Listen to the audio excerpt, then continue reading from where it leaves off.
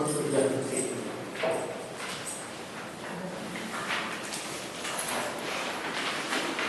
So you still connected? My voice can be a little fast. We'll start. Okay, then let us begin. Before I start the course, there are a few logistics parts which I want to get over with. This is going to be about 50 hours course, and it will be like 4 hours a week, but 1 hour and 20 per session, Tuesdays, Wednesdays and Thursdays. Now, the preferred way I would like to keep in touch with you is through email. So my email ID is Paddy, the user ID, and I would like to get your user IDs. So in particular, I want to know how many people from Pune University has opted for this course. Can you just put up your hand? Okay, fine. And there may be a few people who are from previous years who are repeating. Is there anyone like that? You. Okay, fine. So what I am going to do is to circulate 2 sheets of paper. Okay. This essentially for students who are crediting the course. Okay. And I will leave both with you, so you can just pass it on. And people who are crediting the course should fill in one form. And people who are serious about the course but are not taking it for credit or for exam, like graduate students here, etc., should just put their name and email ID in the other one. Okay. So this is because there will be quite a bit of handouts, assignment sheets, lecture notes, etc., which I would just like to send it out by email. Okay. So it is not compulsory that for those who are not crediting the course to write their name. I mean, if you don't write it, you won't get it. That's perfectly fine. But people from Pune University who are crediting the course should mandatorily write down their details in that. Okay. And if any more students are taking it and they are not here right now, please inform them to contact me by email. So that would be a preferred means. Okay. There is also what Pune University euphemistically calls the lab attached to this course. And that lab is going to be on group theory. I understand previous time the lab was on path integrals. So this will be done by Professor Gendar. And in fact, this particular course is formally taught by Gendar. I am just giving guest lecture because I am not the university. And he will let you know about each time schedule, etc. That is a separate set on group theory which he will cover. Okay. So now let me begin by telling you how this course is structured. Now, quantum field theory is a very standard subject, and you will find that there are several standard textbooks in this subject. But when I started preparing for this course, I found that none of them are really satisfactory to my mind. And in fact, I talked to quite a few people, and as it happens, I am going to write a book on quantum field theory. So you are the guinea pigs on which this approach is being tried. So you will get lecture notes and chapters of this book as the course progresses and as I am writing these things. At the end of the lecture, you would have covered everything which is the standard stuff in quantum theory. There is no question about that. All the standard techniques, experiment diagrams, etc., we will cover. But we are going to do it from a completely different perspective, and a perspective which is considered by most people to be advanced, quote unquote. Advanced as well as modern, okay, compared to classical. This is what I would call the classical quantum field theory. Okay, in contrast with that, this is supposed to be more advanced. This is in the spirit of what usually goes under the name renormalization group approach in condensed matter physics as well as in quantum field theory. That is the proper language to describe quantum field theory. That is what we have understood, and that is the spirit in which I will be teaching you. Okay. But I don't think it is advanced at all, and in fact it is conceptually a lot easier to understand quantum field theory in that manner rather than in the conventional way. So that is what you will see. And obviously at any stage you have problems, you should interrupt me, especially people who are taking it for the credit or contact me by email. By the same token, there is no standard textbook which I am going to follow, but you will get lecture notes periodically, like for at least for every 6 lectures I intend to send you the lecture notes. So you will have some reading material. I also plan to send you a fairly large set of practice problems. At the end of each some 3 lectures or 4 lectures, you will receive a set of problems. These are not to be done or returned or any set thing, but you should know how to do this. Okay, and that will be the sort of stuff which you will be expected to master for your examination, etc. So these two together will sort of compensate for lack of a test. Okay. Now let us ask, why do we need quantum physics? I mean, even those who have not taken the course roughly knows that quantum physics involved things like Feynman diagrams and study particle physics and high energy interaction of particles using these concepts. Now the first question you want to ask is, why do I need that at all? So let me try to make that clear. Suppose you start with the standard classical physics. So in classical physics you have things like position of a particle. Let us say it is in 3-dimensional space. Very often I will work with a d-dimensional space because that whether d is equal to 1 or 3 I can just put numbers and get it. But let us think of a 3-dimensional space. There is a position of a particle at time t. Okay. And most of classical mechanics deals with having to determine this in different contexts. For example, the position could be the position of a planet going around the sun. So you want to know its r and theta as a function of time. Or you need r of theta as a function of the trajectory. So you need some equations to determine that. And there are 2 ways of doing this. One standard way you would have done is that you are given a Hamiltonian, which is a function of the momentum and position, P and Q. And given the Hamilton's equations, you can integrate them forward and you can find the position and momentum at any other time. This is one way. The other way is used to use what is known as an action principle. This is the approach which we will be following most of the time. We will switch back and forth, but most of the time we will follow the action principle. What action principle tells you is that you are given a quantity called action, which can be written as an integral over dt between 2 limiting points of a Lagrangian, which depends on x dot, which is the velocities of the particles, and the position of the particle. I will only deal with systems which are closed, in the sense that nothing will depend explicitly on time. So L does not have an explicit time dependence. It can be generalized, but we don't need it. Similarly, Hamiltonian does not have an explicit time dependence. So you are given an action. And for conventional classical mechanics, the action is just T minus V, kinetic energy minus potential. And then you vary this action. You vary this action for small variations of delta x. And you say that this action should be an extreme. And that is the path which you choose. Since this is what we are going to do extensively, let us spend a minute trying to understand what we are saying here. What is said is that a particle is going from some point x1 t1 to a point x2 t2. That is, at t is equal to t1 it is at some position x1, at t is equal to t2 it ended up at position x2. I want to know what trajectory it followed. Then you are given a very strange rule. If you are given the Hamiltonian, then it is very simple.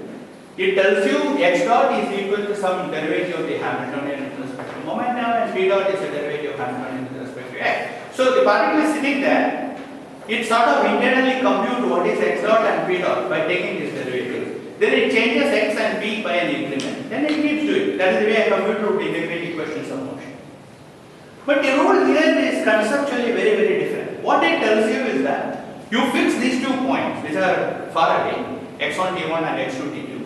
Take any path which is a curve connecting these 2 points. Compute this quantity. Okay, go back. Do this for another curve. Keep doing it for several curves and pick the curve for which this is an minimum or an extreme. Then the particle does that. I mean, how the heck does the particle know how to compute this highly non-local object which involves an integral? Okay. How can it do this computation, choose an extremum and then follow that path? Actually, the particles don't do it. The particle actually goes from x1 t1 to x2 t2 through all the curves. This is what quantum mechanics teaches us. This is the first. In fact, this is the only surprise in quantum mechanics. Everything else can be derived from it. What the quantum mechanics tells you is that the particle does not follow an extremum path. The particle has an amplitude to follow any path it likes, and that amplitude is given by an expression. So the amplitude for it to choose a particular path is proportional to exponential I over h cross times the action for that particular path.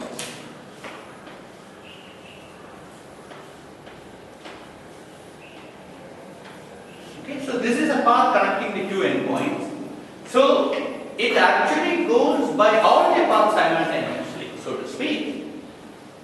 The net amplitude for it to go from one point to another point is given by a sum over all these paths, because it is either going through this or going through this or going through this, and quantum mechanics tells you that this amplitude should be added. So you add all of them over all the paths, and this is what is going to tell you what is the net amplitude for the particle to go from one point to another. Okay? So this is how the quantum mechanics deals with it. Fine. Then why do we need quantum field theory? Because if I have a quantum mechanical theory, if I have a classical system with an action, I can write this down, and then I can compute the amplitude for the particle to go from one point to another. I'm done. Now suppose I have a relativistic system. For example, instead of a particle here, if you are talking about a classical non-relativistic particle, in fact let us stick to free particle, that is not an action.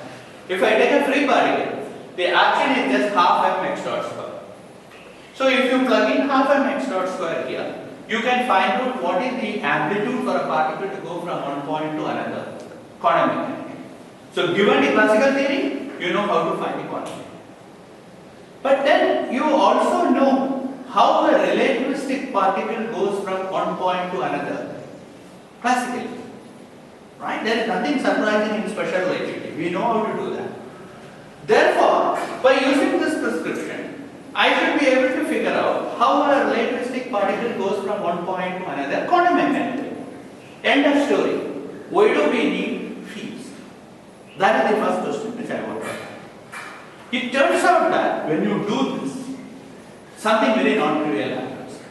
Now, the reason I was saying that I was not happy with many of the textbooks is that most of the quantum field theory textbooks think of quantum field theory as classical field theory which is quantized.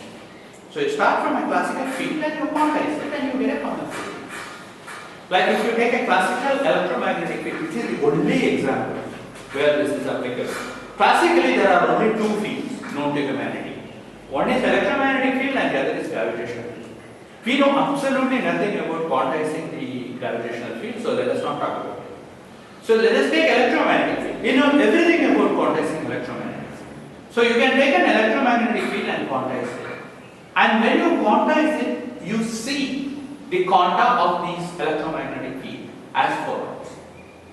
So you think of these relativistic particles as excitations of this field. Therefore, people like to write quantum field theory books by starting from a classical field theory. Usually there will be some discussion about strings and knobs and vibrating membranes and things like that. You get a classical field and then you quantize it and you get quantum field. But I don't like this because what we want to describe is a relativistic particle. I have a single particle which is relativistic, which is moving from point to point. Now if I had a single particle which is non-relativistic moving from point to point, I know exactly how to do its quantum theory. Why is it that I cannot do the same thing for a relativistic particle? Now how is it that when you do it relativistically, you end up getting a field? So the first part of the lecture, quite a few lectures, will concentrate on doing this, assuming that we know nothing about quantum field theory, but we know about relativity and principles of quantum mechanics. Putting it together and showing to you right before your eyes how fields come about. The fields can be derived from it, and in that way it is very natural to see why we need a field theoretic description, rather than starting from classical fields and fields. Once we have done that, we will establish the connection, then we will go to field theory, then we will do its quantum theory, and then we will do Feynman diagrams. Everything else will sort of merge with the standard. So this is what I want. Now what is the main difference between a field and a particle, so to speak? particle is like a quantum field, and we want to quantify what that light means and where the difference is. The main point has to do with the number of degrees of freedom. If I have a particle which is moving in three-dimensional space, it has 3 degrees of freedom. What do I mean by that? What I mean by that is that I need to give 3 independent functions of time to characterize the particle at any given time, the state of the particle at any given time. Okay? So you have to give x of t, y of t, z of t. Then I know how the particle is moving. Once I know how the particle is moving, I can calculate momentum, energy, all kinds of other things. So because I have to give 3 functions of time, it has 3 degrees of freedom. Remember that. Now let us go to a field. What is a field?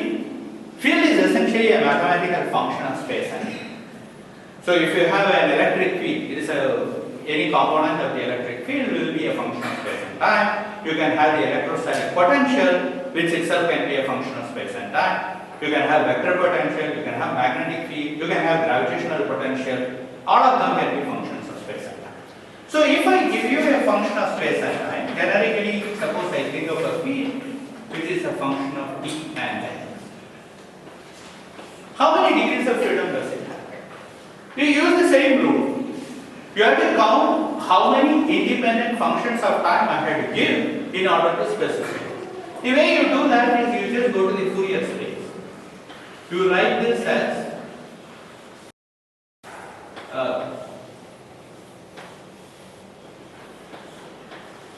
let me introduce the notation here itself in d dimension. Phi T K e to the I k dot x. This is the notation I will try to follow, and if I make an inconsistent algebraic error, you should point it out. For me, the x space is given by the momentum space times e to the I k dot x with a plus I k.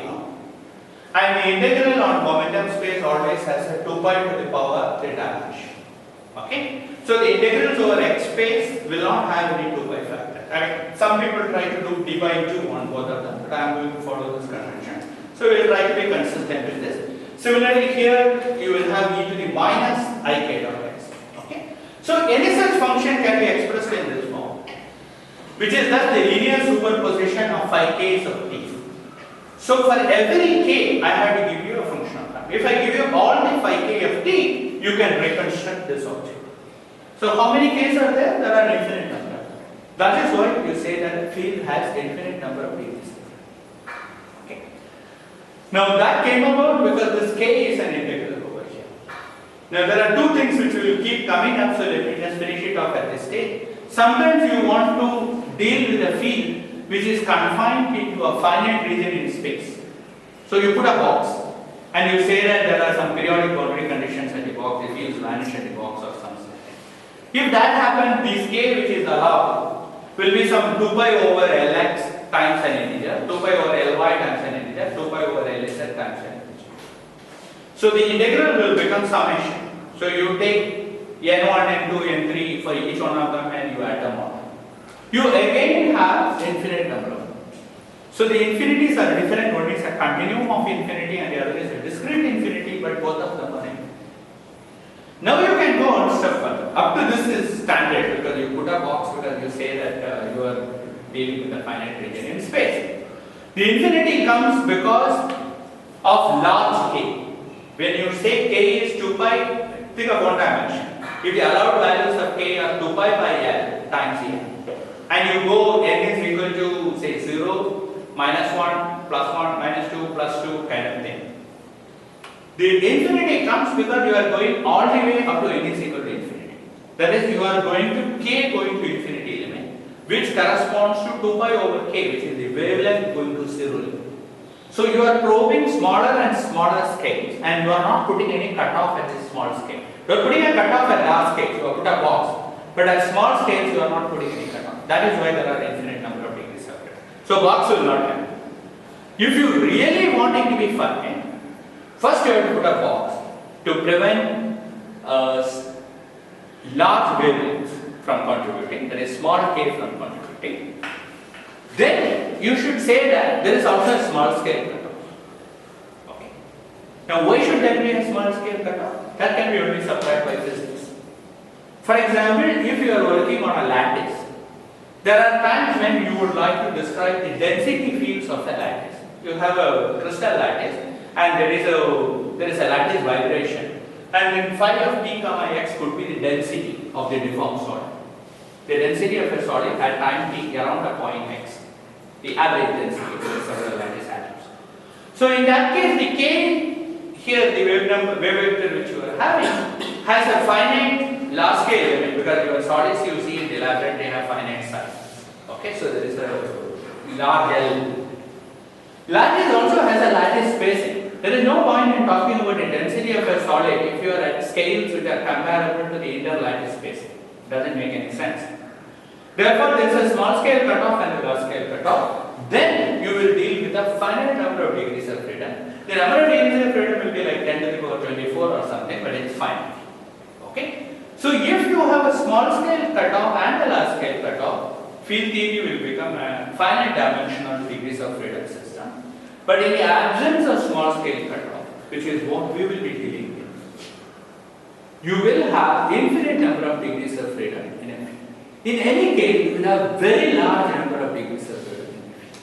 The only hope you have for this kind of a thing to become finite is like space-time having a microstructure. If space-time is like a solid and there is a microstructure to the space-time at some small separation which we are not yet probed, then that can make it finite. That can make it mathematically finite. We know that up to something like 1 TeV energy scales, space-time does not show any such effect. So certainly your K will correspond to energies of the order of 1 TeV. That is still a very, very large number of degrees. So the question is, how come a relativistic particle which has 3 degrees of freedom, it may be relativistic but it is still moving in 3-dimensional space, suddenly require for its description an infinite number of degrees of freedom system? Okay, this is what I want to first describe to you. We are going to do all these very rigorously and mathematically as we go along, but I want to first give you a quantitative idea as to where it comes from. Where it comes from is the following. In order to do that, let us compare this description which I wrote down here somewhat more precisely for both the relativistic and non-relativistic system. In the non-relativistic system, you give this x of t, but the t is absolute. That is the crucial point. Suppose you make a coordinate transformation. You go to another thread. You start from x, y, z and do r, theta, phi. This is an extraordinarily complicated non-linear coordinate transformation. It's not like any linear transformation you might think of. It is not like rotational axis. But we do it all the time in classical mechanics or no one. If you do Kepler problem, you do r, theta, phi. Okay, you don't use x, y, z. When you make that coordinate transformation, you don't change t. So t is absolute. So the trajectories can be drawn in some space. So let me take a 2-dimensional space. So this is x and this is y. So I have a trajectory here. So this is the projection of a trajectory from space-time to space.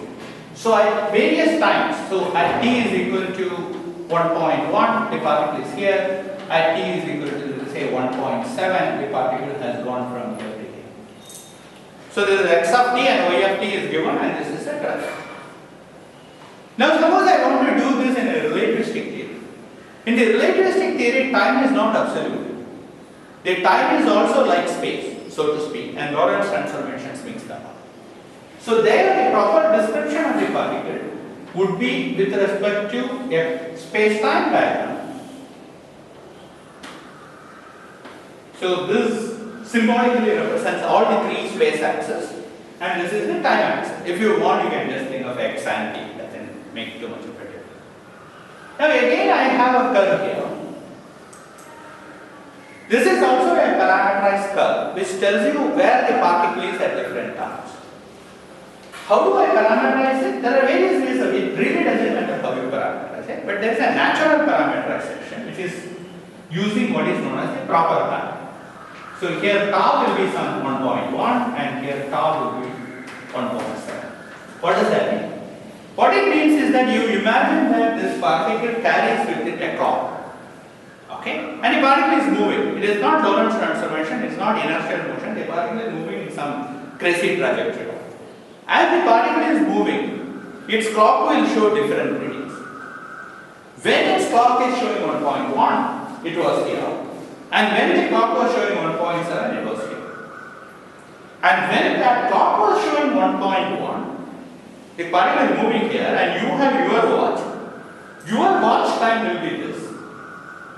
Okay, you can set this 1.1 to match with 1.1, but you will find that by the time the particle has gone here, when it is reading 1.7, this will not read 1.7. This is a basic difference in special relativity. And you also know how these two are connected. Let me just write out that formula for you. The proper time tau is related to the coordinate time by this integral.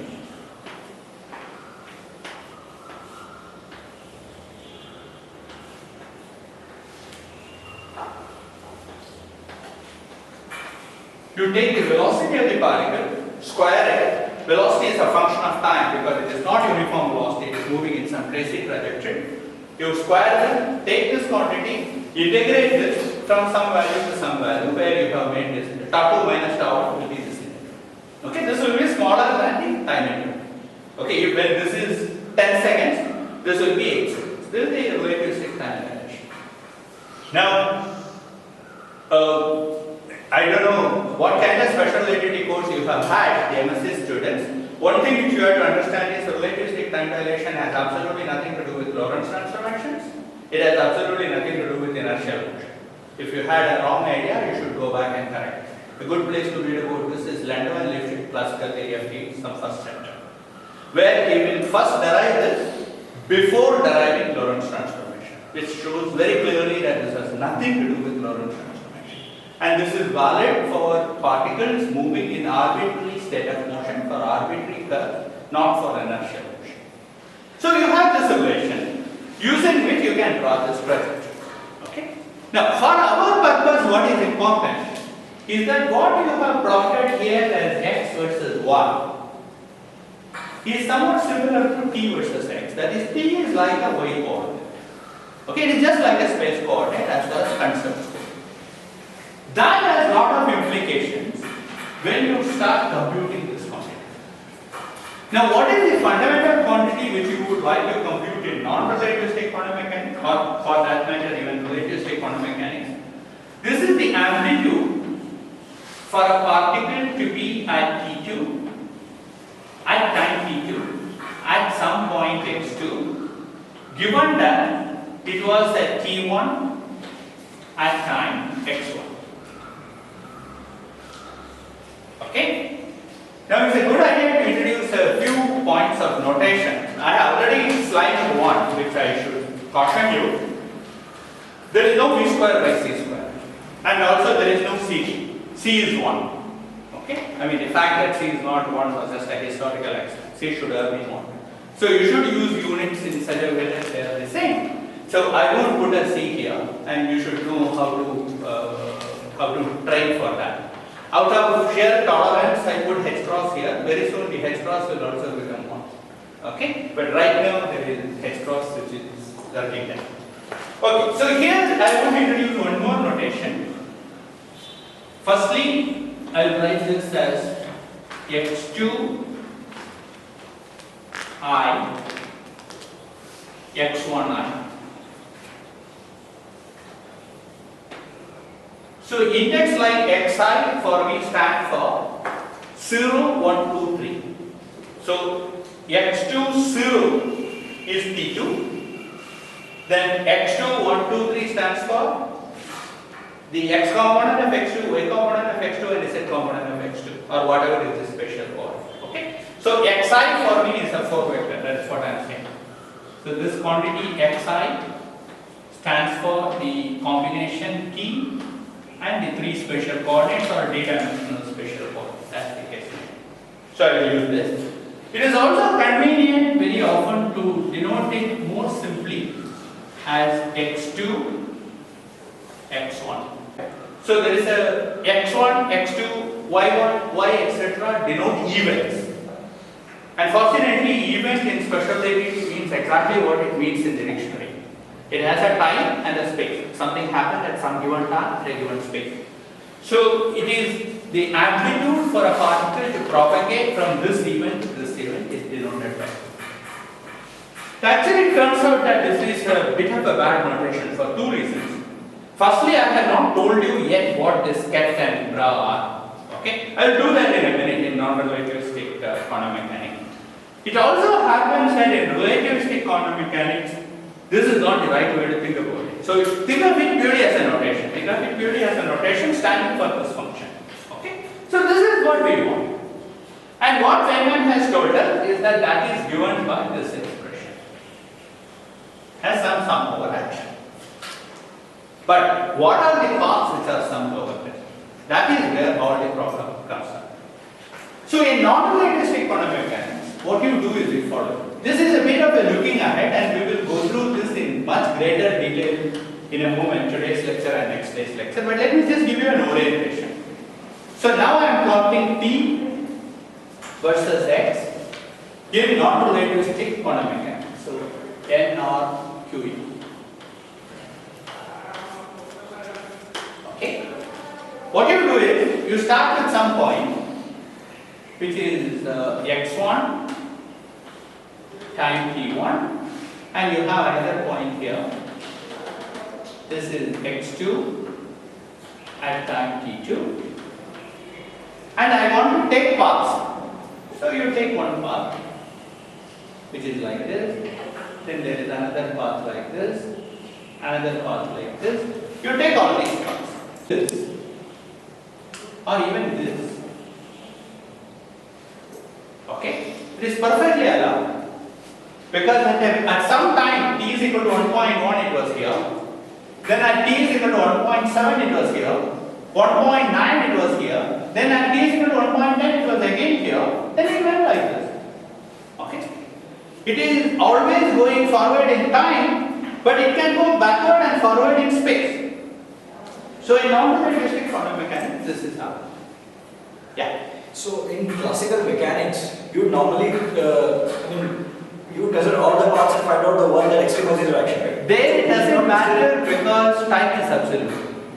Right, but you will actually consider all the paths, right? Yes, you will want to just go back in time, right? No, when you write down that x of t and do that tilde and you take the extremum, you are looking at the limit of delta x going very close to x. At that time, these figures won't happen. If you want to be very rigorous, any path which I can draw on the blackboard has a zero measure in path integral.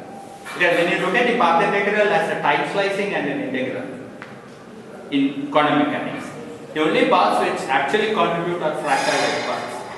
Okay? So this should be thought of somewhat intuitively. Because that's why, yeah. Right, but that is like in quantum mechanics. I'm talking about pure classical mechanics. Yeah, pure classical mechanics, there is no issue. Yes, you look at delta x and delta x, you take the limit of delta x going to 0. You don't put any condition on delta x. Because you are finally going to pick only the extremum one. Okay.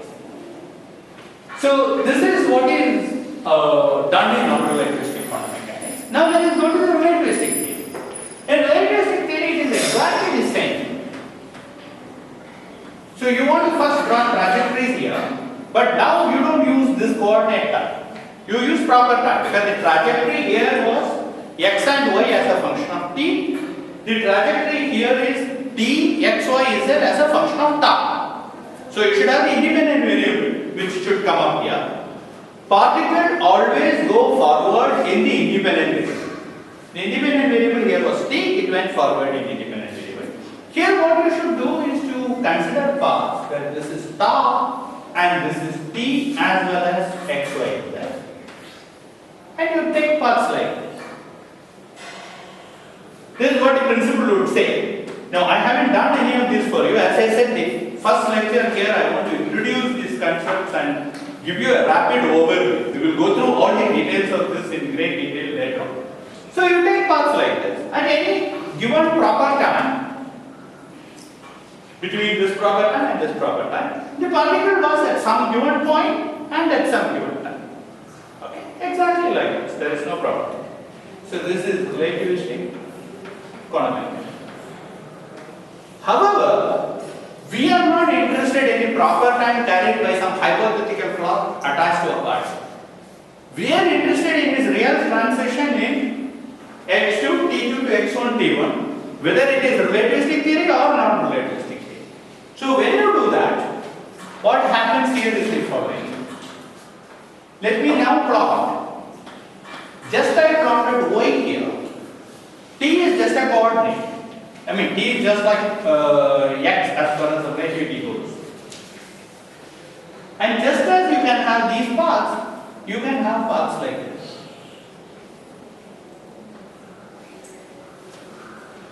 The proper time always goes forward along this, but the coordinate time the particle can either go backward or you might say big D. After all, we saw that here, we knew how to handle this, we should be able to handle it here. In fact, we can. And you can formulate the entire quantum field theory with this, and this is what essentially Sugar has done. But there is an issue. We usually like to do physics in terms of a time and space with no proper time coming in. And in terms of that time and space, you want to have evolution forward in time. Okay? So you want to look at a given time t, understand the state of business there, then go one step forward and understand how the system evolves. So you want a nice evolution in terms of this time point. If you insist on that, and you would like to do that we want evolution in terms of time and space without any proper time or anything else coming in, then you run into trouble. Why do you run into trouble? To start with this slice, at this time you find there is one very nice particle with 1 point, which means 3 degrees of freedom. Then you go here, and you find that the particle is sitting at 3 different places at the same time. Then you are summed. You started with one particle, now the particle is at 3 different places. It is like 3 different particles. So I already have 9 degrees of freedom. But then you realize to your horror that you can have a path like this.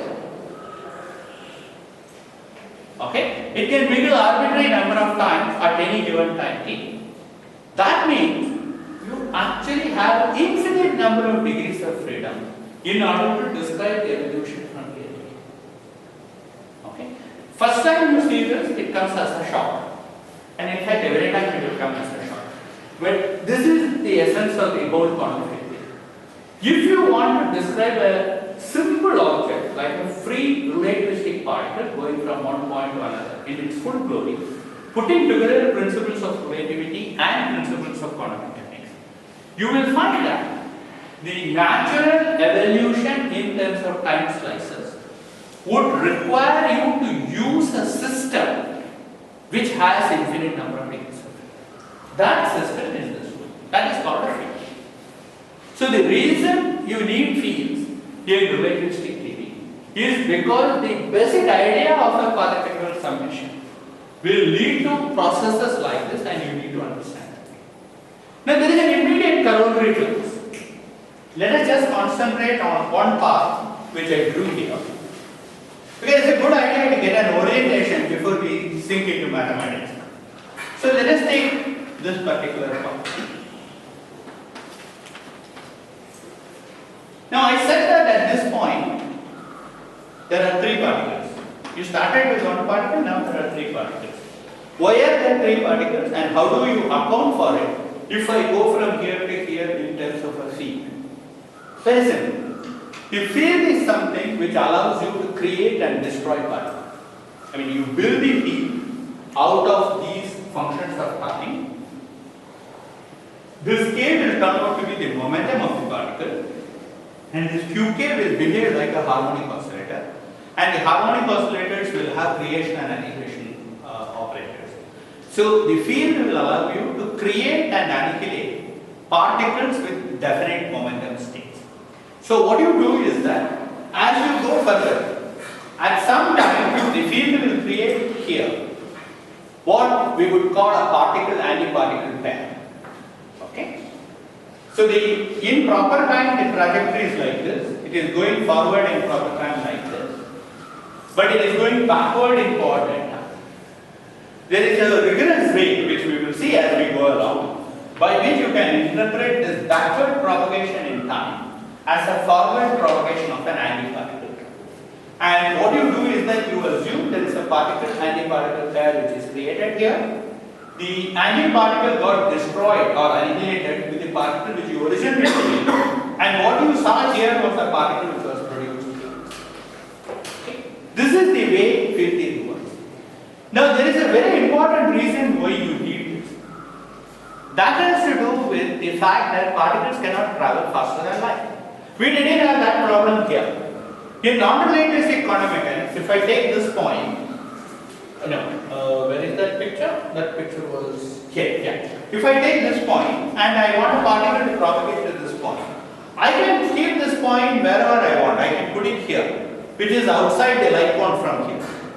Okay? So the particle could have gone from here to here with some non-zero amplitude. I have no problems with that. Now in relativity, when you actually compute this, you actually find that if I start with a particle at some point, and I say at a later time I want to find the particle at some other point, which is outside the light cone from there, you will find that amplitude to be non-zero. Okay. Now, how do you sort of reconcile it with the relativistic causality? We will again see how to do that formally. But basically the idea is that you say, okay, if this point and this point are outside the light cone, the way you interpret this is to say that inside the light cone there are these creation and annihilation events, and each one of them is operating within the light cone. But you end up picking this particle. It is not that this particle propagated from here to here, it is this particle which you want. And the indistinguishability of the particles in quantum mechanics kicks in at that stage. You can never say that an electron here went there. You can only say a electron here was, and there was a electron there at a later stage. That is what quantum mechanics allows you to do. So because of it, you can have these sort of things, and that will do a problem. Okay? Now there are a few mathematical issues which are closely related to this. Why does all this happen? Why it happens has to do with the two principles, one from special relativity and one from quantum theory. When they are put together, you can see somewhat in a very qualitative way some inescapable consequences. So let me just outline a few of them. The first point is that, if I have a particle with a momentum p, then it has an uncertainty. Suppose the momentum is uncertain to some value delta p, then the position is uncertain by a value delta x. Right. So suppose I take a particle and I confine it to a region which is of size delta x. Then its momentum is uncertain by this much, or rather the momentum fluctuations will be of this order. Now suppose these momentum fluctuations already become of the order of mc, where m is the mass of the particle and c is the velocity. Then the energy fluctuations associated will be of the order of mc square. And the moment you have energies of the order of mc square available to you, you can create new particles, because energy and mass can be converted to each other. So as a result of it, this tells you that your delta x, when that is of the order of h cross over mc, which is the constant wavelength of the particle, some bad things are going to happen. That is, if you start confining your particles to sizes smaller than the constant wavelength of the particle, you will invariably find that you do not know whether you have one particle there, or three particles there, or five particles here. Particle-antiparticle pairs can be produced because the confining mechanism you are using has to supply sufficient energy to the systems for this to happen. So you cannot have a single particle description which is arbitrarily localized.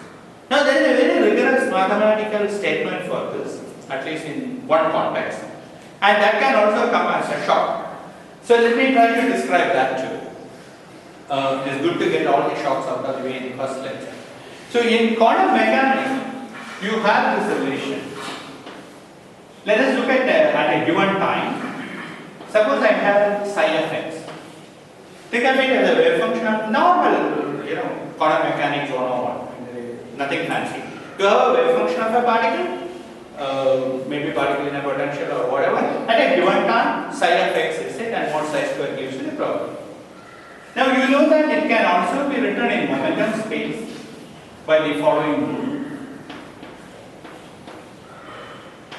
P over 2 pi to the power d, some phi of p e to the I p dot x.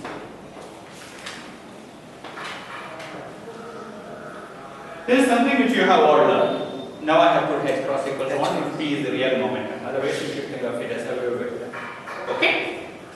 Now I want to write this in a slightly different notation in order to orient you towards what is going to happen. Think of this as Bragg notation. This is x psi. So there is a state which is described in terms of position eigenstates. Okay? So this is what psi of x is. So this is going to be integral over d3b, or rather ddp, over 2 pi to the power d. Let us write this as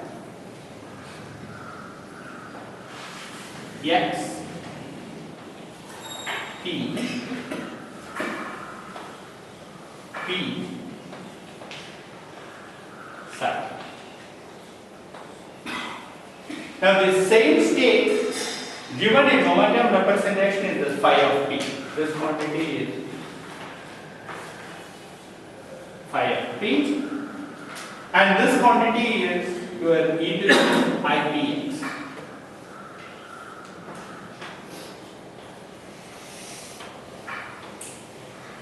This is the transformation from p to x space. Okay? So this is very standard notation for you. Now what it implies in mathematical terms is the following. Let me work these out.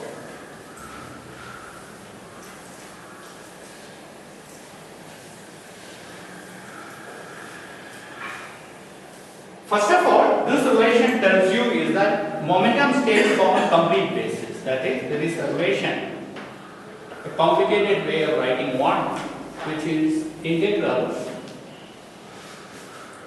ddp over 2 pi to the power d, momentum state t as an operator. I'm sure you have learned this in quantum mechanics. If not, you should go and revise this part. So I have just taken, so to speak, the psi out, psi and x in front. Take the psi and x out, so this becomes 1. Take this x out and take this psi. Okay? Now you can attack anything you want on both sides and this relation will hold. Now this is the completeness condition. Suppose you attach on that side another momentum eigenstate itself with p prime.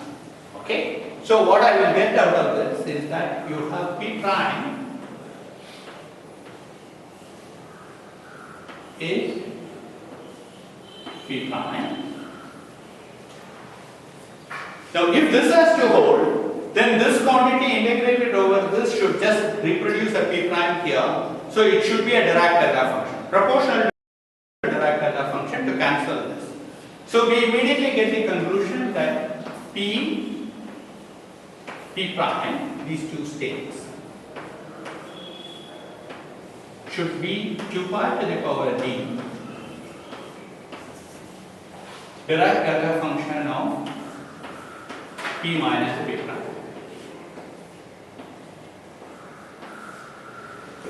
Okay? You can also, by the same token, compute what is x prime.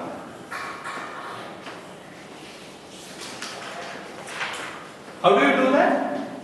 Easiest way is to use this completeness. You put a complete set of p there. I will leave you to try this out. So you put that complete set of p in between and integrate over p, and use for this the fact that this is just e to the ip dot x. So you will get 1 e to the ip dot x and 1 e to the minus ip dot x. And when you do the integrals properly, you will find that this is given by a Dirac-Delta function. With my normalization, I don't think I will have a 2 pi here, but I will have 2 pi in the right? So these are all boringly familiar, but it has some important implication when we bring in relativity. What does this tell you? what it tells you is that momentum eigenstates are nice eigenstates. If a particle has a momentum p, the probability amplitude for the same particle to have a momentum p prime is 0. I mean, I think of p and p prime to be different. So if it has an amplitude p to have a momentum p, then it will not have another momentum p. This is also very nice. If a particle is at x, you will not find it at x prime, which is a distinct one. It turns out that this relation, which is valid in non-relativistic quantum mechanics, breaks down in relativity. This is not zero for x not equal to x prime in relativistic quantum mechanics. This is what I said should be a little bit shocking. Now, in fact, because of this, nobody ever talks about position eigenstates in relativity. I mean, those of you who have done some kind of a quantum field theory would know that you deal with fields. You even deal with momentum. If you want to talk about Feynman diagrams, etc., you say particles have some momentum, they scatter off, etc. You never talk about the position operator for a relativistic particle. Okay. There is a very complicated construction which bypasses some of these problems called Newton-Wigner operator. But that has its own problem. So it is good to think of it in this way that there is an issue. If you have a particle at a point x, then the amplitude to find that particle at x prime is not zero. You put a particle here, you look for a particle here, you will find it. This is what relativity tells you. The diagram which we drew should make it clear. So you, at some time t, you put a particle here. And the particle, let us say, this is the trajectory, then it can do this. So at the same time t, there is an amplitude for that particle to be found at any time. You will find that it is highly suppressed. It goes at e to the minus x prime divided by the constant wavelength of the particle. So only within the constant wavelength these issues become really important. But it is not so. So you cannot have this kind of orthonormality in relativistic quantum mechanics. This will not be safe. However, this continues to go. That is very nice. This is non-relativistic quantum mechanics and relativistic quantum mechanics. I should put a star here because you need a normalization factor which is different here in order to make it Lorentz energy. Okay, so there will be some that we will discuss when it comes to it. But the derived delta function will remain. It is only the constant which will change.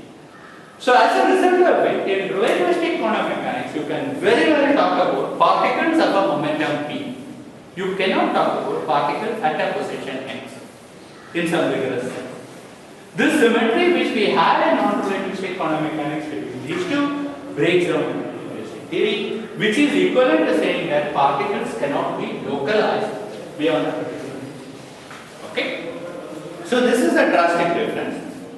The number of particles not being conserved is another drastic thing related. I mean, when you try to confine particle antiparticles get produced.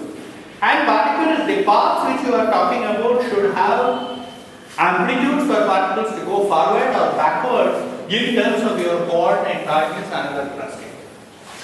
Okay. This is why, and all of them come by just combining principles of relativity with principles of quantum mechanics. The moment you do that, all these things happen.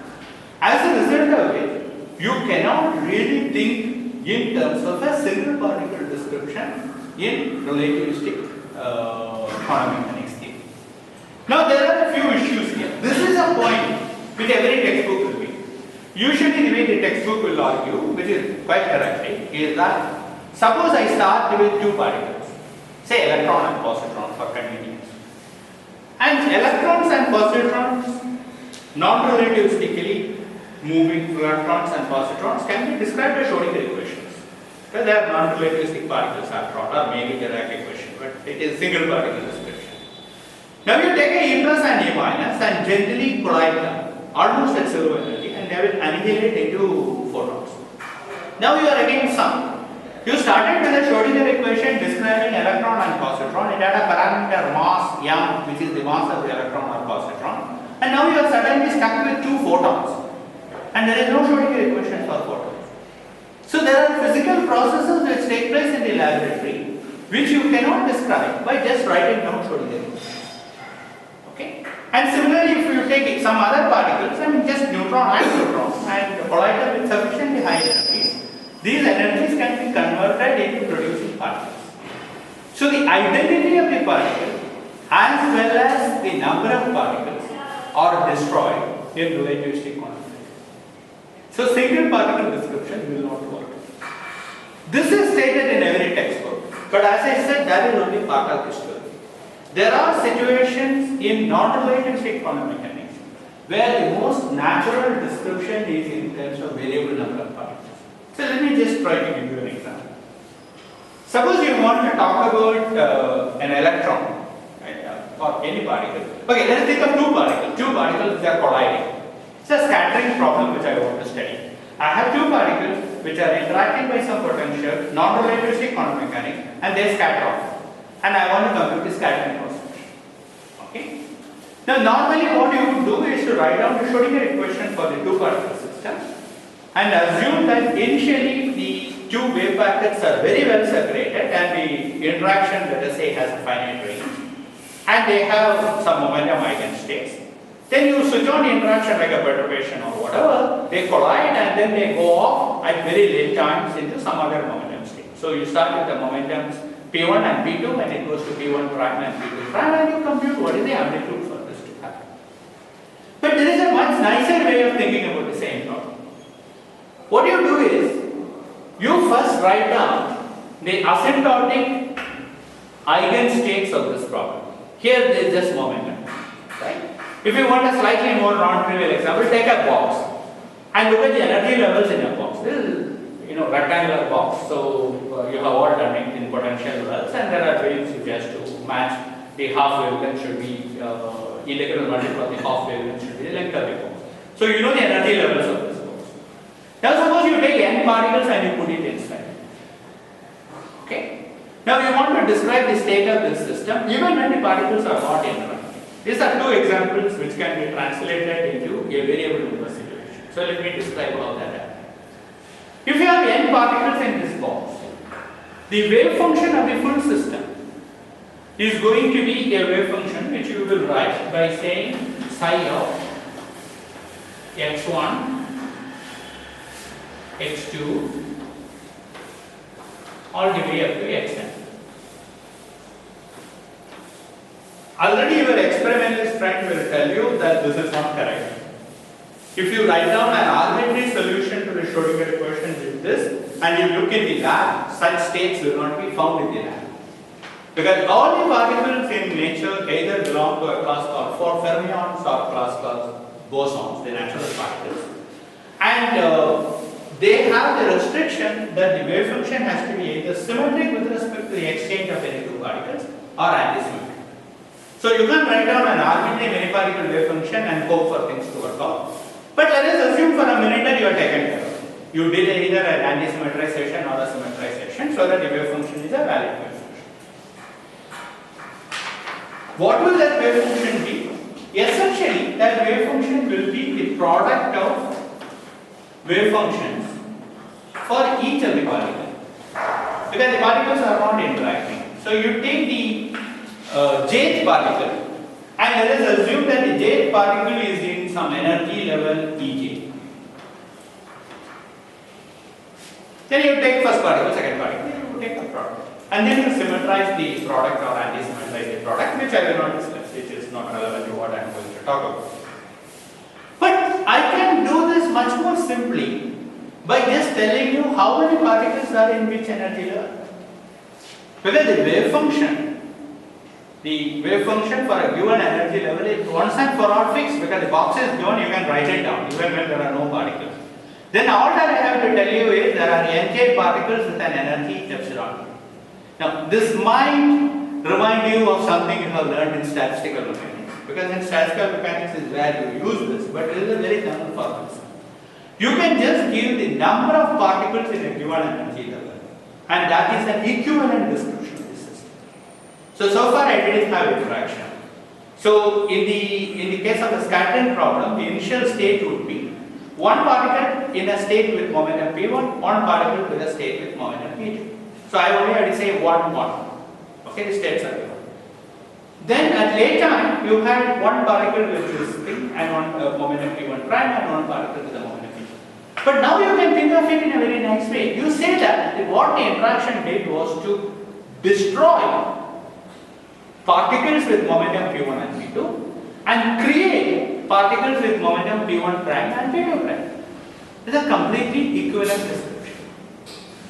Just think about it. In the original case, identity of particles were preserved.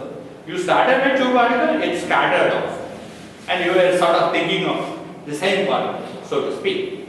But I am telling you that there is a completely equivalent description. You start with two particles, destroy them, and create two other particles. Because particles are indistinguishable, that has the same magnitude. So I could have thought of very symbolically an amplitude for two particles, say ending up at P2 prime, P1 prime, starting from P2, P1, as arising due to the following situation. You start with a state with no particles. I symbolically define it by 0. Then you create a particle with momentum P1. This is a creation operator acting on this. This is defined to be an operator which creates a one particle out of vacuum, out of a no particle state.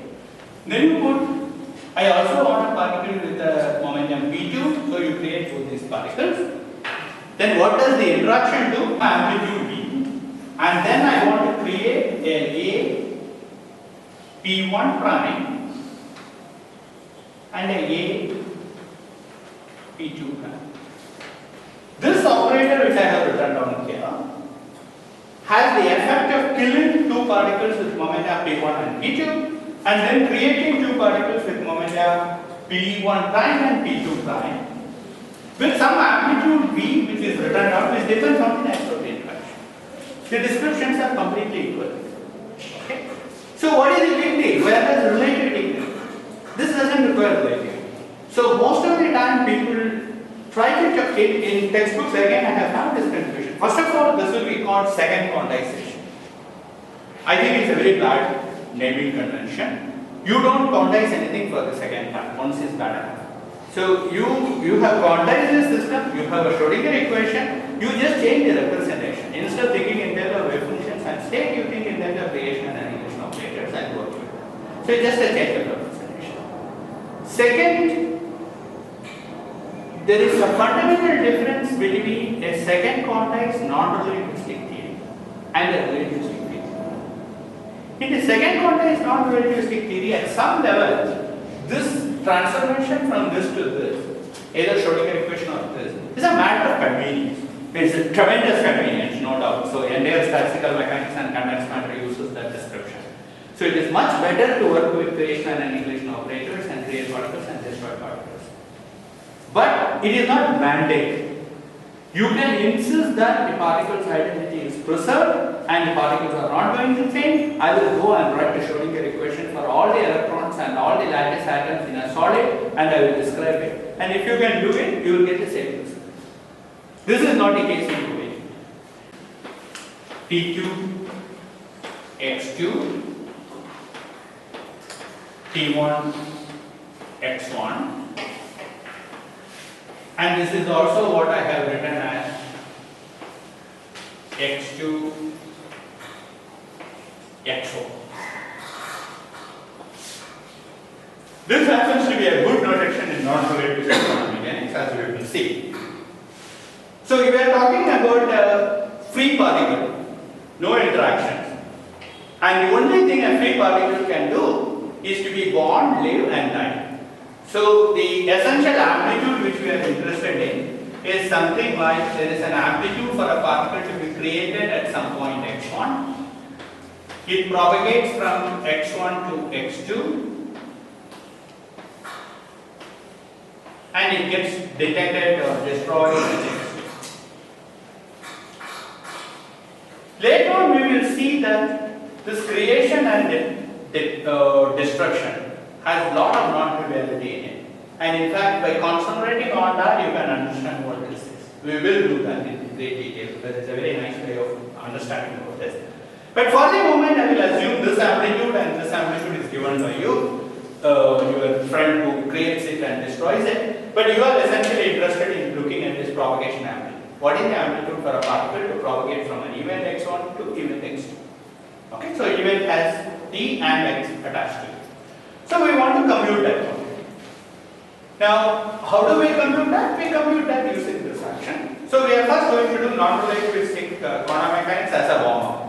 I believe the university people should have taken the path integral course which was taught by Gengel, so you should know this. And others also should be familiar, but I will orient it in a way which I want so that it will be sort of self-contained. So we want to compute this quantity and you have to plug in the action and then sum it. Now the first thing which I have already told you is that before I do that summation, the first thing which I have already told you is the kind of paths over which it is being summed. And that I drew a picture here and then wiped out, so let me draw that again because we need that. So you have a picture, this is space and this is time, we are doing non-relativistic quantum mechanics, and you are thinking of paths like that.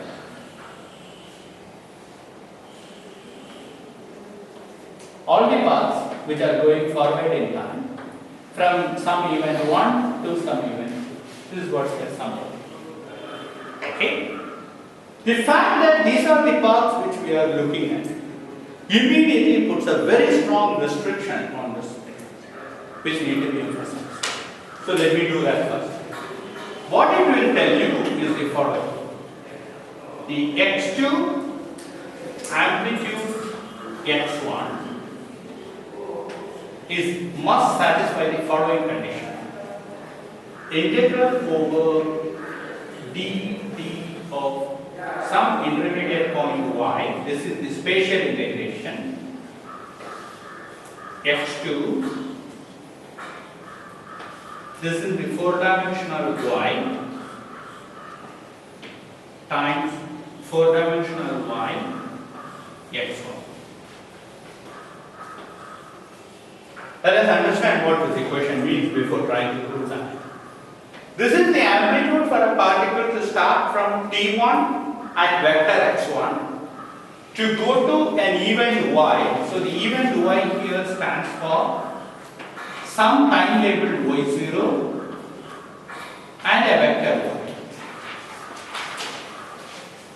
Then propagate from that event to another point x2,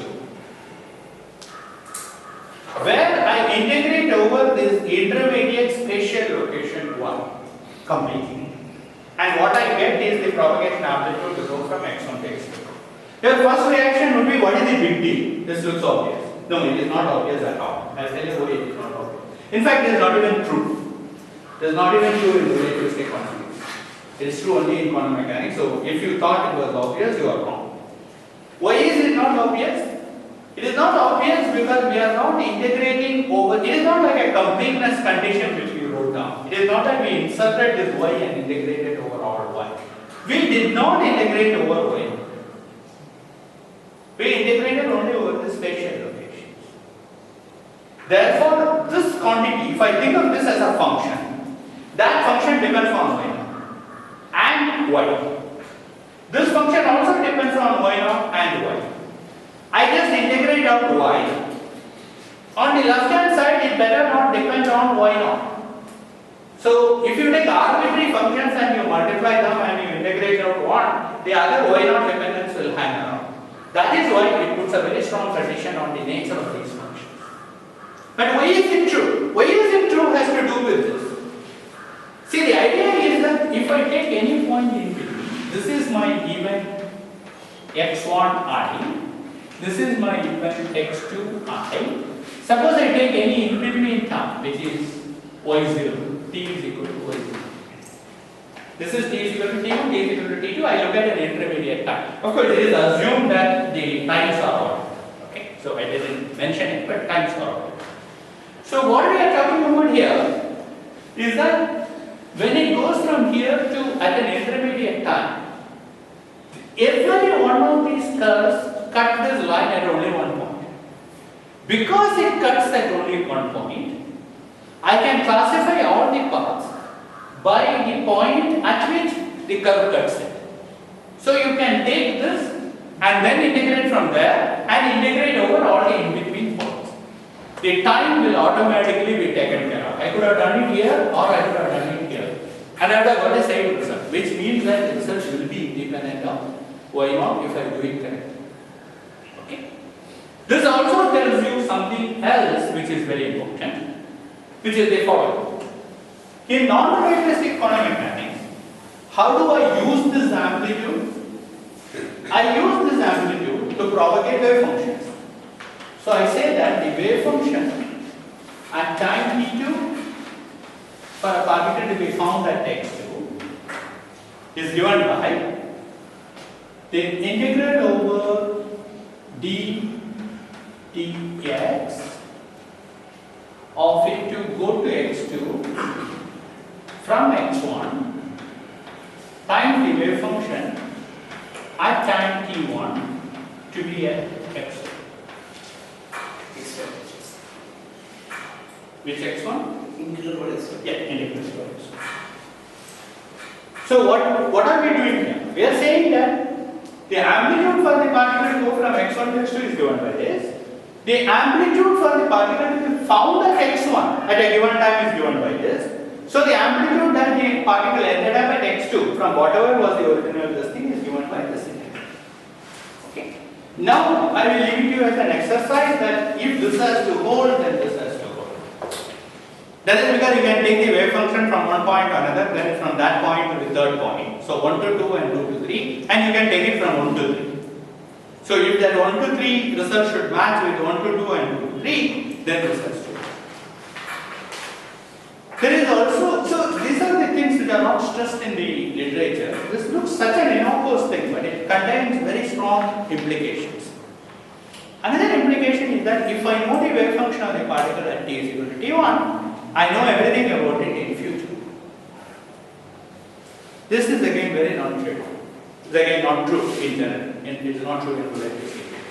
So for example, if you take a wave equation, if I tell you the amplitude of the wave at t is equal to t1, you will not be able to tell me what is the amplitude of the wave at t is equal to t2, because the wave equation is second order in time. So you need to have both the function and its time derivative in order to evolve it further. Schrodinger equation in non-relativistic quantum mechanics is first order in time. It is second order in space, but it's first order in time. So if I know the wave function at t is equal to t1, then I know the wave function in the future. All the relativistic wave equations we write will be second order in time. So knowing something at t is equal to t1 alone and getting t is equal to t2, which is what this propagate is being interpreted as and which is connected with this, simply is not true in general, but it is true in non-relativistic quantum mechanics. And these are intimately linked with the fact that the paths are of this kind. It is only because the paths have this property that this conclusion holds. Okay, fine. Now what does this mean? What does it mean mathematically? Yeah. Like, can I just give an argument saying that this process should be time transition anyway, so it cannot have any time. So it does not matter at what time it starts off at x1 and goes to x2, right? Yes, it will depend only on t2 minus t1. That is correct. So in some sense it depends, it does not matter at what time the process occurs. No, that is not true. I'll tell you why. What does that argument tell you? That tells you that the left hand side can depend only on t2 minus t1. It should be independent of y1. Correct? Because it depends only on t2 minus t1. How I separate t2 10. But look at the right hand side. This is some complicated function. We don't even know what it is. Which depends on y0 minus t1 and y minus x. You can even use space translation when it's a free particle. So you will have something. And then this will also depend on y0 and y. And I am only integrating over y. Y and y0 are independent variables. There is no translation invariant relationship between the vector y and y0. Therefore, once I integrate it out y, it cannot depend on y. It is not obvious that it cannot depend on y0. We know the result is true, but it is not obvious from time translation invariant. Time translation invariance is what leads to the paradox. The paradox is that it tells you left hand side can depend only on T2 minus T1, while the right hand side does not. Well, it turns out that this result holds even in time dependent potentials, where the time translation invariance is not there, because the Schrodinger equation can be used to describe that. But so that is one. But what is the condition? That is what I was coming to. I want to ask, what exactly does this mean? Okay. So that I'm going to leave the details for you to work out, but let me explain to you what is it. First of all, just to make mathematics precise, I will assume, even if I don't write down all the time, that whenever I'm talking about propagators or the amplitudes to go forward in time, after all it's going forward in time, so there is a theta function on that. See, this has a theta of T2 minus T1. So it is supposed to be 0 for T2 less than T1. I mean, that we will just assume, okay? We may not write it down every time. So with that assumption, let us consider the following quantity. T2, okay, x2, x1. Let me write this doing a Fourier transform on the spatial quantity. Okay, the free particle, and I am going to do a Fourier transform. So this is some function of t comma x, where t stands for t2 minus t1, x stands for x2 minus x1. It can depend only on that. Further, things has to be rotationally invariant. Again, free particle, so it can only depend on the modulus of this x. That one you can immediately get. Therefore, if I look at its Fourier transform, the Fourier transform will have a structure dt upon 2 pi to the power t, some function which depends only on modulus of p, just as that depended only on modulus of x, t e to the I p dot x. It's just Fourier transform definition. Plug this into this, do the integrals carefully, and you will put a condition on this. Okay? This I am leaving as an exercise. Okay. I would like one of my students to make a note of things which I am saying should be left as an exercise so that I can just put it in an assignment sheet. Not for you guys, but for the MSc students. Okay. So don't panic. So this is f of modulus of p t2 minus y0. Okay, let me write it back. T2 minus t1 to the product of f of modulus of p t2 minus y0 into f of modulus of p y0 minus p. This condition will translate into this in Fourier space. This is a condition on the quantity in real space. The equivalent result in Fourier space is the following. It just says that these things are multiplied. Okay. Now it is easy to ask what is the condition on this for this result to hold, because it's just product. And that is very easy. I mean, you can immediately see that p just goes for a ride. Okay, so I can even forget about p. So think of it as a function of t2 minus t1 is given by a product of t2 minus y0 into y0 minus t1. If you take logarithms, again this is all part of the exercise. If you take logarithms and take a derivative, that is, if you take log and you take a derivative with respect to t2 or t1, you can immediately show that f must have the structure f of p, and the second argument must have the structure exponential some alpha of p. It depends on p, modulus of p times t. And it is obvious that this satisfies this. If you take exponentials and you multiply, you are going to have a t2 minus t1 on top, here it will have a T2 minus Y naught, then Y naught minus T1, Y naught and Y naught will just cancel out and you will be left with it. What you have to prove is this is the unique solution. Okay? So that is the solution is okay. So this is the structure which F can have. But there is one more condition you can put. What is this? There are various ways of getting at it, but I will try to give you a physical argument. What is this F? What is this? This is the amplitude for a particle to go in real space from some point to some point. This is the amplitude for a particle to go in momentum space. What it tells you is that in momentum space, the momentum doesn't change. Obviously, it's a free particle, so you don't expect it to change. But the amplitude just gets multiplied.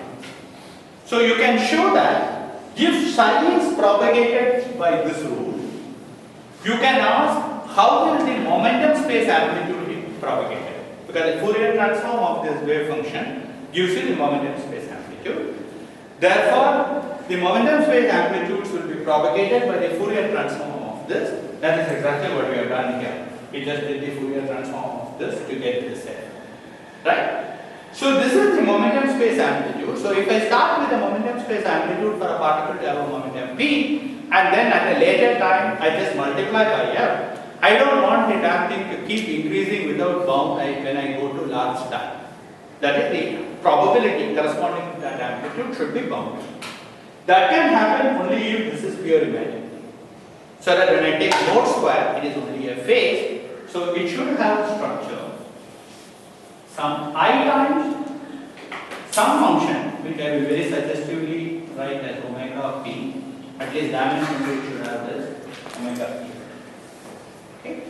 Then just for completeness sake, we are saying that this f etc. has a theta of t. That is, it is 0 for t less than 0, it is only propagating forward. So let me just write that also in, and then we can conclude for the day.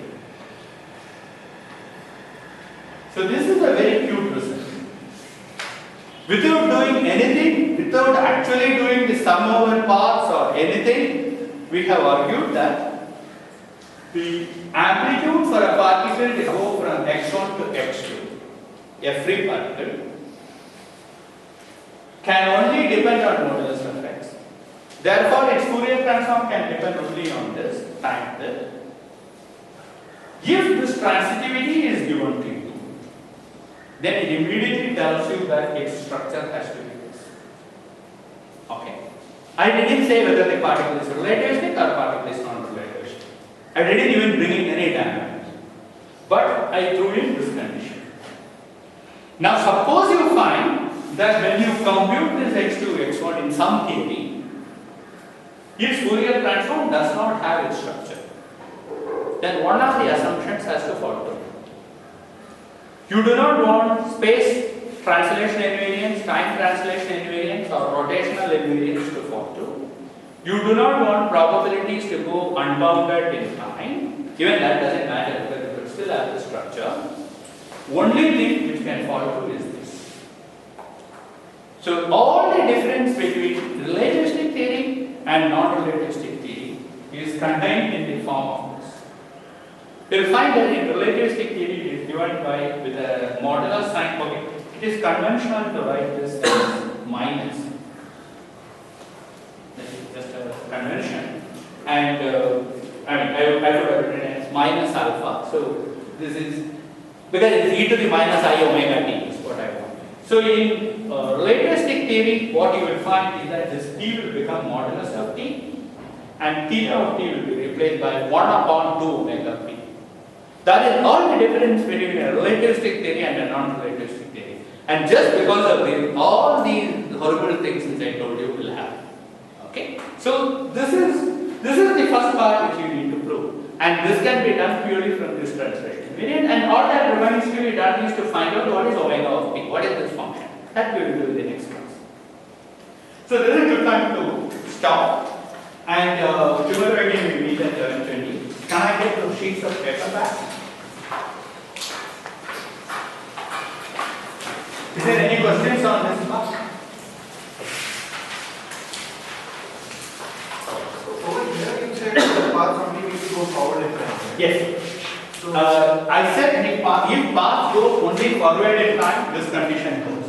This condition and path going forward in time and the wave function being propagated by this are three are equivalent conceptually. Right, but then when we argued about this F thing, Yes. you said we did not make any assumptions on whether it's relativistic or non-relativistic, Yes. right? But over there, if you No, no, no. non-relativistic quantum mechanics, you put intrinsically have paths which go. Absolutely. The point is that I did not say here dynamically what the action is, but I assumed this.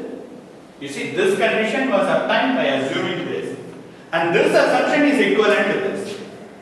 So in that sense, I had assumed it is not related. Because without that, I can't get this result. So what I wanted to argue was that suppose you don't worry about going forward in time and backward in time. I mean, say it is just Feynman's fancy. Maybe that is not the way world is built. Okay? But this most people will think is more natural. Why? Because this comes from this. So you would have thought that if an amplitude for a particle, suppose I have a relativistic particle and I told you, come on, be a decent gentleman. The amplitude for the particle to be at some point is this. The amplitude for it to propagate from here to here is this. Then the amplitude for the particle to be found here should be this. Looks very reasonable. And from this, I can obtain this. Once I have obtained this, if you give me translation invariance, rotational invariance, and the fact that the amplitude has to be bounded, I will get this. And you will find that that is not true in relativistic.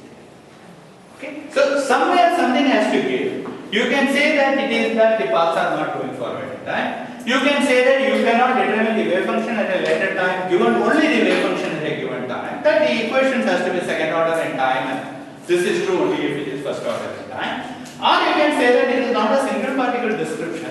If I have a particle at one point and goes to another point and integrate, this is not sort of a complete set, which is related to what I told you. The x, y is not going to be a Dirac-Delta function, so you are not able to compute this, and this is not true. Okay. Is that clear? Can I have another thing? Yeah, sure. So you said that you have problems with your x prime bracket Yeah. will not be a delta function. Yeah. Right? And there you gave an argument that if you confine it Yeah. to very small scales, then you can have many particles, and it does not Okay. make sense to talk about position of a single particle. Right. My- Or rather, a given particle should be thought of as spread over a size h cross over MC. Okay. That is a better way of thinking about it. Yeah. If I have a particle here, then if you go as close as h cross over MC and look whether there is a particle, you will find there is an exponential tail of this particle hanging around.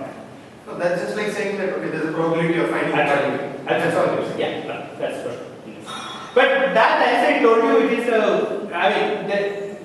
historically when it all developed, it developed in a very different way. Do university people have to go away for another class? Okay, then let me continue a little bit. I mean, because historically, if you look at it, it is something very peculiar, and I want to spend a little bit of time on it. We understood quantum theory starting from photons. See, people in black body experiment, Planck's law, and photoelectric effect, etc., suggested that electromagnetic radiation contained some quanta which we now call photons. In the early days, it was not very clear. First of all, people felt that the material systems can absorb and emit photons only in absorb and emit electromagnetic radiation only in quantum experiments. Now, this can come because of two reasons. Suppose the material systems have a ladder of level and you hit it with a continuum of energy. Only these quantized packets will be picked up. That doesn't mean the energy which is hitting is quantized. It is just the material system which is quantized. On the other hand, both black body radiation as well as in photoelectric effect, Feynman and various people realized that no, it is more than that. The electromagnetic radiation itself should be thought of as made of quantum. Fine. But then if you look at the history further, it is the wave nature of the photon and the particle nature of the electron which was obvious at the first sight. The complementary thing, the particle nature of the electromagnetic radiation of photon, right, from the wave, and the wave nature of the electron coming from the particle took long time to come.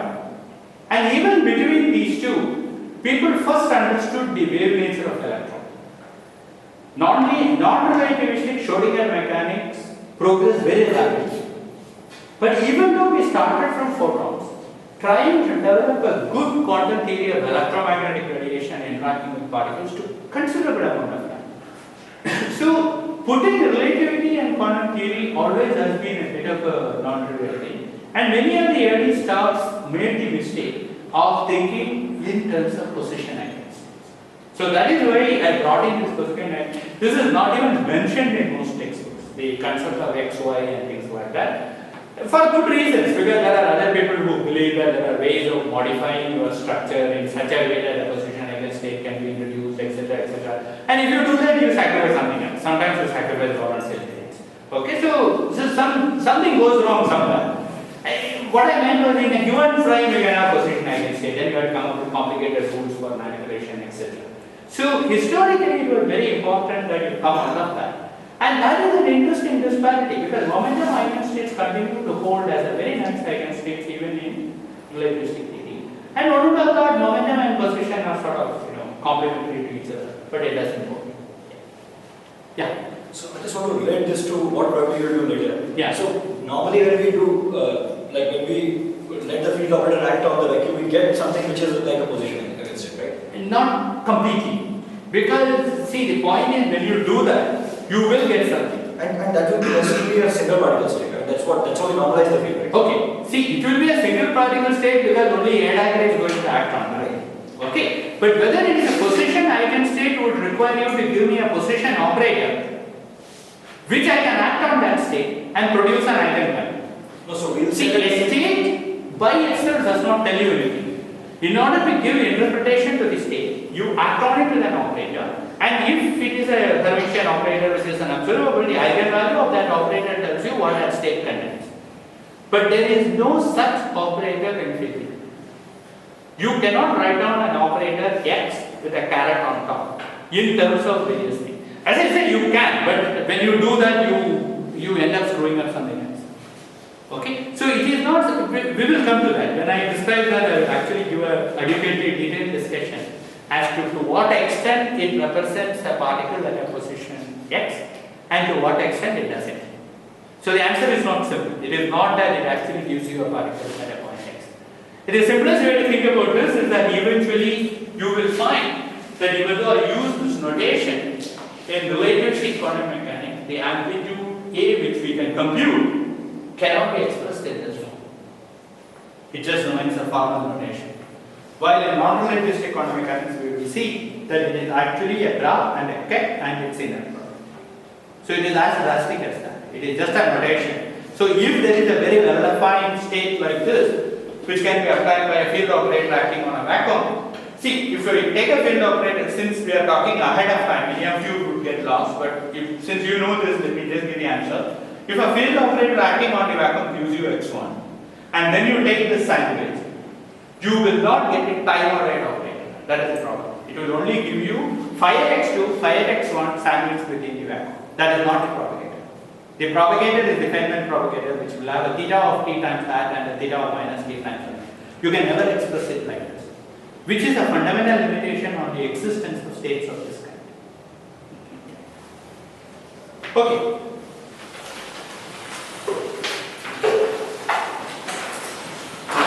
Did you try? Does it work? So Or is it just fancy? there are some